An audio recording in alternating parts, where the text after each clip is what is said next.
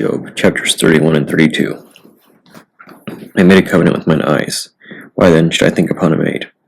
For what portion of God is there from above, and what inheritance of the Almighty from on high? Is not destruction to the wicked, and a strange punishment to the workers of iniquity? Doth not he see my ways, and count all my steps? If I have walked with vanity, or if my foot hath hasted to deceit, let me be weighed in an even balance, that God may know mine integrity.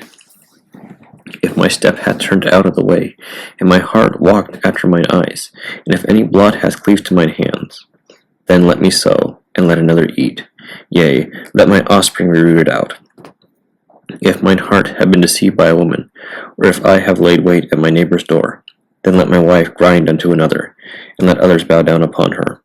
For this is a heinous crime, yea, it is an iniquity to be punished by the judges. For it is a fire that consumeth to destruction, and would root out all mine increase.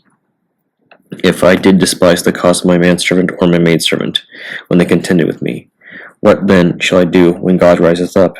And when he visiteth, what shall I answer him? Did not he that made me in the womb make him? And did not one fashion us in the womb? If I have withheld the poor from their desire, or have caused the eyes of the widow to fail, or I have eaten my morsel myself alone, and the fatherless hath not eaten thereof. For from my youth he was brought up with me, as with a father, and I have guided her from my mother's womb. If I have seen any perish for want of clothing, or any poor without covering, if his loins have not blessed me, and if he were not warmed with the fleece of my sheep, if I have lifted up my hand against the fatherless, when I saw my help in the gate, then let mine arm fall from my shoulder blade, and mine arm be broken from the bone. For destruction from God was a terror to me, and by reason of his highness I could not endure. If I have made gold my hope, or have said to the fine gold, Thou art my confidence, if I rejoiced because my wealth was great, because mine hand had gotten much, if I beheld the sun when it shined, or the moon walking in brightness, and my heart hath been secretly enticed, or my mouth hath kissed my hand, this also were an iniquity to be punished by the judge, that I should have denied the God that is above. If I rejoiced at the destruction of him that hated me, or lifted up myself when evil found him, neither have I suffered my mouth to sin by wishing a curse to his soul. If the men of my tabernacle said not, Oh, that we had of his flesh, we cannot be satisfied. The stranger did not lodge in the street, but I opened my doors to the traveler. If I covered my transgressions as Adam, by hiding mine iniquity in my bosom, did I fear a great multitude, or did the contempt of families terrify me, that I kept silence, and went not out of the door?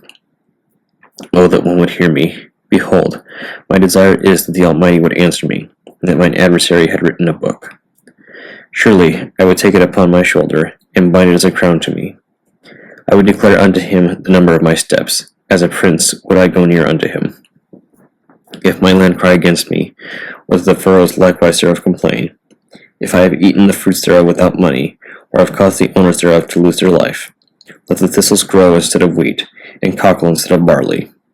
The words of Job are ended. So these three men ceased to answer Job, because he was righteous in his own eyes. Then was kindled the wrath of Elihu, the son of Barachel, the Buzite, of the kindred of Ram. Against Job was his wrath kindled, because he justified himself rather than God. Also against his three friends was his wrath kindled, because they had found no answer, and yet had condemned Job.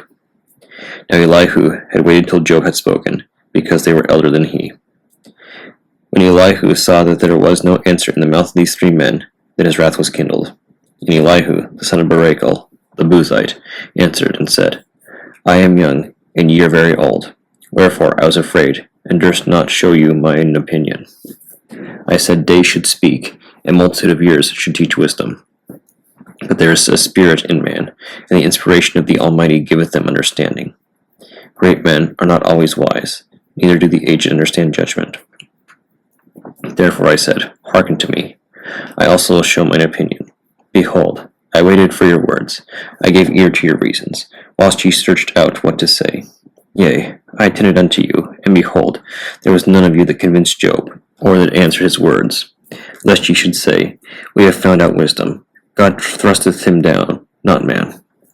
Now he hath not directed his words against me, neither will I answer him with your speeches. They were amazed. They answered no more. They left off speaking.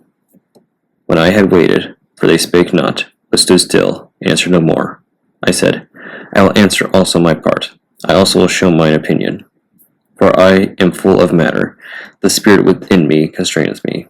Behold, my belly is as wine which hath no vent. It is ready to burst like new bottles. I will speak, that I may be refreshed. I will open my lips and answer. Let me not, I pray you, accept any man's person, neither let me give flattering titles unto man.